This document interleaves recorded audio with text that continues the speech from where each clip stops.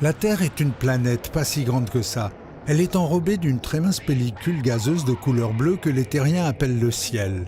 Au-delà du ciel commence l'espace et s'ouvre l'univers. Les terriens ont toujours voulu aller voir ailleurs et donc rêvé d'aller au-delà du ciel et étrangement, la date du 12 avril s'est associée à ce rêve.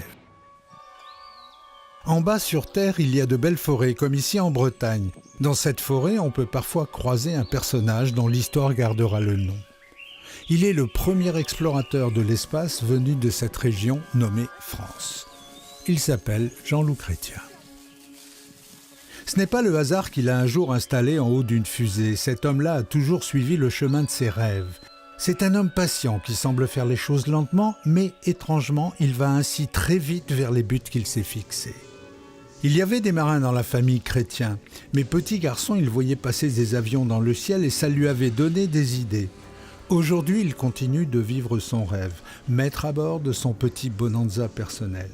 Comme dans toute histoire, dans l'histoire de Chrétien, il y a un début. J'étais au collège Saint-Charles à Saint-Brieuc et un jeudi après-midi, j'étais chargé d'amener un colis au curé d'une paroisse voisine.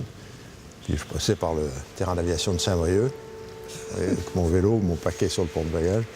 Puis là, il y avait un Jodel D112 qui mettait en route. Puis je regardais avec les yeux écarquillés, puis le pilote m'a aperçu, il a coupé. Il m'a fait signe. Ça t'intéresse de venir faire un tour? Je me suis retrouvé, je vais laisser mon vélo, le colis. Je crois que c'est l'attrait de la troisième dimension. C'est rentré très tôt dans mes gènes et c'est resté là, monter, quitter le sol. Tout ce qui quitte le sol est bon. On commence à voir le sol s'éloigner. On est dans un autre monde.